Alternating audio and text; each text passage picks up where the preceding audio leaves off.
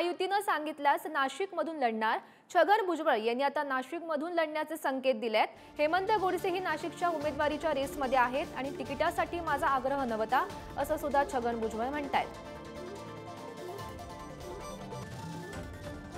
तुम्हाला सांगितलं होतं की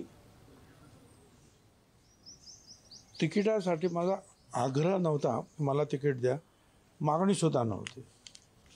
परंतु महायुतीची जी चर्चा दिल्लीमध्ये झाली तिथल्या वरिष्ठ नेत्यांबरोबर सगळ्यांची आणि महाराष्ट्रातील वेगवेगळ्या जागांच्या बाबतीमध्ये कोण उमेदवार, कुठली जागा कुणाला द्यायची या संदर्भातली जेव्हा चर्चा झाली त्यावेळेला अचानक माझं नाव त्यांनी पुढे आलं आणि सांगितलं की इथे भुजबळांनी नाशिकला उभं राहावं।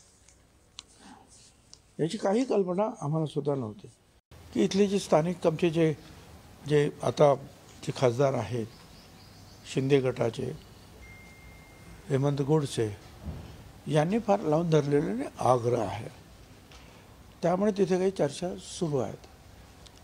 माझ्यापुरतं मी हेच सांगेन की जो निर्णय ते देतील तो मला मान्य आहे आणि महायुतीसाठी आम्ही सगळे एकजुटीनं काम करणार। काय आता काय चर्चा असेल तो त्यांनी तो प्रश्न सोडवावा। मला कळलं ते आणि तो मीडियामध्ये सुद्धा आलं, वर्तमानपत्रामध्ये सुद्धा आलं ते असं की मराठ्यांना विरोध करणाऱ्या छगन भुजबळला मतदान करू नका वगैरे असं काही ना, असंच आहे असं। हां, गावबंदी अमुक तमुक पहिल्याप्रमाणे। मला अगोदर सांगायचं की मी मराठा समाजाला विरोध कधीच केला नाही।